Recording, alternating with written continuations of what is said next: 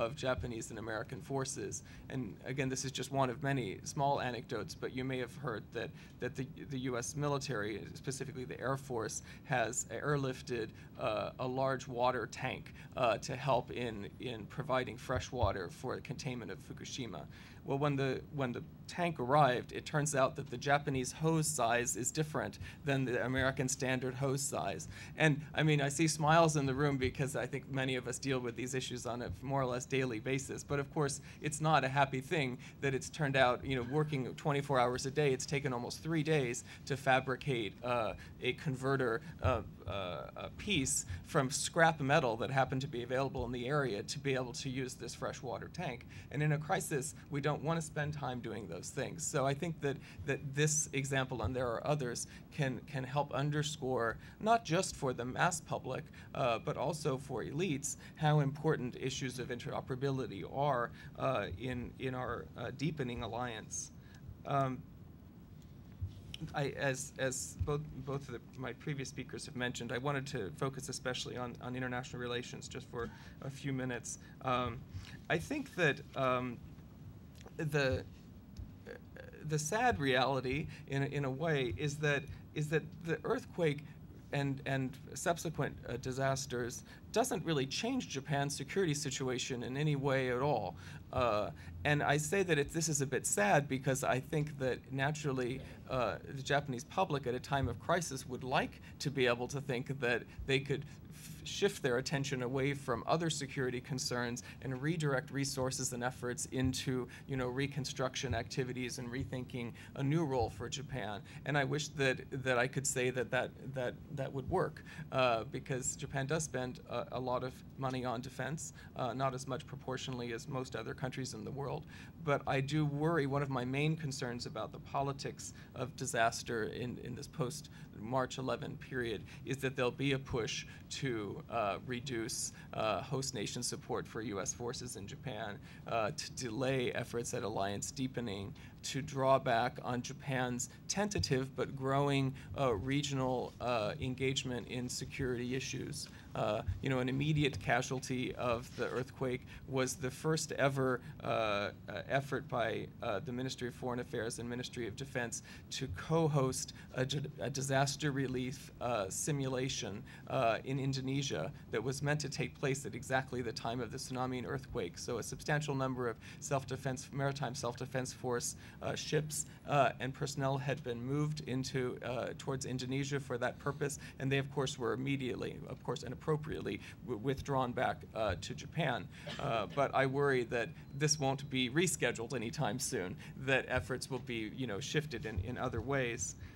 Unfortunately, I think that Japan's overall security environment has been declining somewhat for the worse in the last couple of years. Most recently, we see instability in the Middle East that has also led to a domestic political crackdown in China. And a bit before that, I was in Beijing conducting research at the time of the Senkaku incident last September, and then subsequently was in Tokyo in some of the aftermath. But there was a huge decline in Japan-China relations that has begun to recover to a degree, but the underlying issues still remain. I think I agree with Dr. Oslin that it's comforting to see, I think, genuine feelings among Chinese citizens of condolences to Japan and sending many positive messages, and the Chinese government has provided some relief efforts as well, and I congratulate them for that. But at the same time, I think that it's fair to say that the tone of much of the discussion is quite different than it is with South Korea. The South Korean government has gone out of its way to assure South Korean residents of the safety of Japanese food and have put very limited restrictions on Japanese food exports, actually less, I think, than the United States has, to be honest. But the Chinese, I think, have taken a different tack. And I think this underscores, a pattern of friendships and a future of challenges for Japan. So I think it would be sad and ironic if in the aftermath of this crisis, the lesson or the effect is that there is less less standing forces in Japan to respond to the next contingency, less engagement with the international community, especially the regional community, at a time when actually Japan has benefited from its substantially good relationships with most of the world. As most people in this room would know, Japan has one of the best reputations in the world of any country, and I think Japan should continue to cultivate that relationship. Let me just conclude with, to underscore a point that Dr. Oslin made on the domestic politics, because to a large degree, I think Japan's engagement with the region and Japan's own security policies are a result of domestic politics. So even though I'd like to, focus on international politics, ultimately it comes down to domestic politics. And I just want to underscore what I think is quite a good point that Dr. Oslin made, that basically all of the major challenges that Japan faces right now in the aftermath of the earthquake and tsunami are really the same challenges that Japan faced the day before the tsunami. The very difficult fiscal situation, this 200% of GDP debt ratio. Secondly, the demographic challenge that Japan faces, the declining birth rate, the aging society, urbanization. As some of you, I no doubt know, the vast majority of earthquake victims were the elderly, and as are a substantial number of the new homeless in Japan. And I do think that it would be short-sighted for Japan to try to reconstruct the Tohoku area in the way that it was built before, but that's a very difficult thing to pull off politically, to change the geography of the region, so to speak. But I might add to what Dr. Oslin said, that in the context of his discussion of the Tokyo earthquake and discussions of the 90s about moving some functions outside of Tokyo, one of the main candidates for moving of government functions was actually Sendai. I think that was the prime candidate, in fact, more than Osaka and Nagoya. And I think that that's something to seriously consider again. I mean, the area is going to be rebuilt anyway, and why not show a commitment to that region by transferring some government function and having new infrastructure? You sort of kill, you sort of have two benefits from one unfortunate situation. So lastly, building on Dr. Oslin, I absolutely agree that ultimately what Japan needs to do post-earthquake is the same thing it's needed to do for quite a while, which is build a political consensus around a new vision for Japan on how it's going to confront some of these challenges. And I'd like to end on an upbeat note, linking to the beginning of my comments and comments others have made about the incredible human capital and compassion and determined nature that the Japanese have shown in the aftermath of this earthquake. Japan has so much social capital, contrary to some media portrayals or stereotypes of Japan. I think also Japan in the 21st century is an incredibly vibrant, creative place. I'm struck by, especially when I deal with my college students, 18 to 21-year-olds, how much they think of Japan as this inventive, creative place that has new solutions. And I'll end with an anecdote I heard earlier this week about a campaign by younger Japanese in the Tokyo area using social networking sites that they're calling a kind of Operation Evangelon, based on the manga and anime series. And some of you, I'm sure, know this series, at least you know the name, but of the sort of 26 major storylines of this series, one of the storylines involved power shortages in Tokyo, the need to conserve power, basically turn off, in fact, power in Tokyo to use the energy for another issue that I won't get into.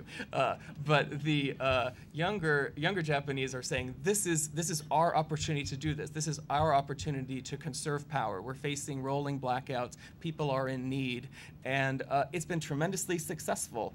Those of you who have relatives or friends in Tokyo, which is probably everyone in this room, will know that last week the the TEPCO didn't have to institute rolling blackouts. And the reason was there was tremendous conservation of energy. And I think young people deserve a lot of credit for this. And I think when we look towards the future of Japan, we need to involve young people. We need to realize they have creative solutions and visions. We need to recognize the efforts they've made in rebuilding Japan already, and realize ultimately this is who's going to be leading Japan's future. And I'm very optimistic that this kind of bold new vision for Japan can be come out of this crisis despite the political challenges that Japan faces. Thank you. Well, thank you, Michael and Andrew. I'm going to act as a moderator, and I really am appreciative of both Michael and Andrew for being both compassionate as well as cool-headed. More cool-headed certainly than a Japanese aging scholar who is becoming more wishful in its analysis. Nevertheless, I think this is time that we have to be realistic as well as, in my view, hopeful. I would like to take questions, comments from the floor. Yes, in the center, please. I'd like to ask about the continuing role of TEPCO in managing and continuing to manage the crisis, and how that links into and not into the political crisis. Well, maybe I need to take a few more questions. Well, I think in the middle, please. Right side, please. Yes. Thank you very much. Excellent question. My name is Manam Mandami, visiting fellow National Defense University here in Washington, D.C. My question is as to the crisis management and preparation of a future crisis. I mean, there is a difference between what the Japanese government did and can do and didn't do. I think that the Japanese government and the Japanese local government knows well and studied well from the past disasters such as the Kobe earthquake in 1995.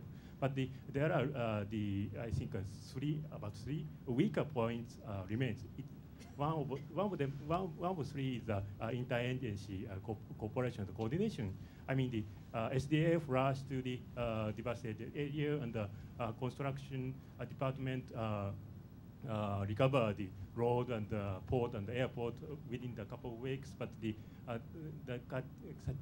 kind of interagency coordination is just a little bit weak. And second point is the role of a local government. I think local government did well and prepared well, but some of the local government is totally destroyed by the tsunami and the earthquake.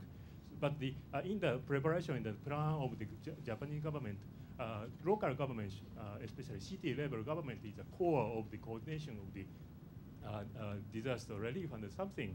So how do you think about that? And the last point is, as Dr. Oro said, the cooperation with the international organization or other countries. I think that it's not realistic to plan precisely with the other countries, but there is a kind of a limitation of interface. I mean, the wall of the language is the big hurdle for the general Japanese. So how do you think about that? Well, thank you very much. Maybe I'd ask somebody from, I think, from the third lady over there.